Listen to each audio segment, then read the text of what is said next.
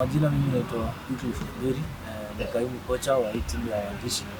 Leo tumekuwa na mchezo mzuri na timu ya Oasis hapa Gusii School. Tumeweza kucheza, tumeshinda bao 2-2. Tunashukuru vijana wangu wameshinda na instructions. Na pia tumeweza kuwa ile mazoezi ambayo tumekuwa tukifanya haitakuwa ikienda bure. So nafikiri hii ilikuwa ni game yetu ya mwisho wa mwaka.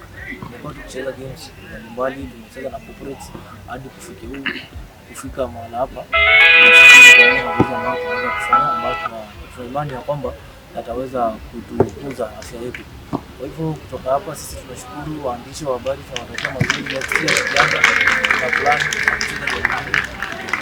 tunafurahia game. Mmetuchangamsha kwa tunafanya friendlies every Sunday.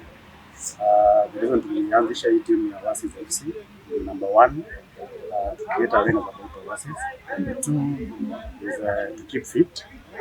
Normally we play corporate friendlies. As well today we have had a friendly with the media fraternity.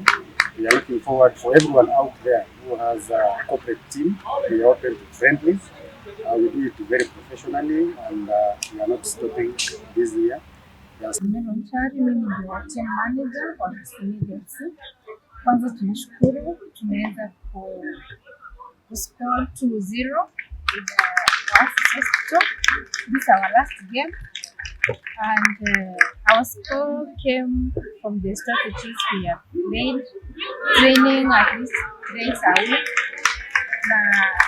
We have discipline in our team. At least this training and also the friendly matches keep us away from work.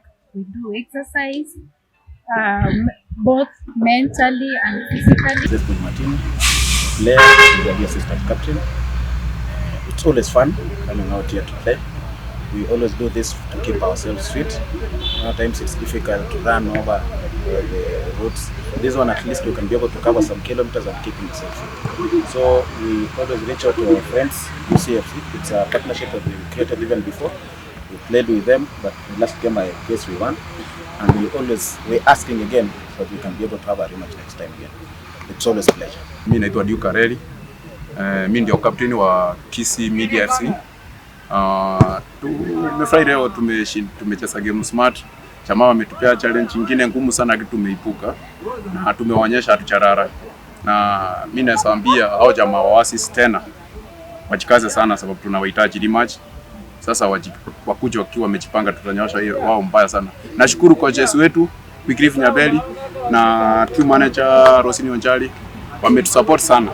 Na wenye wametusaidia kutoka huko nje, muendelee, msirudi nyuma. I am the head of operations for Oasis Health.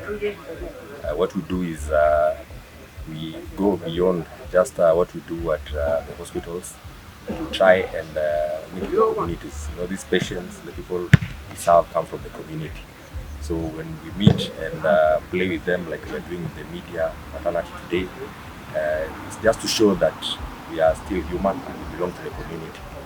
So I want to tell the people out there that we are part of you. So anytime you meet us there, feel free to interact with us, and we are going to ensure that we continue working together with the communities around. We do this over and beyond.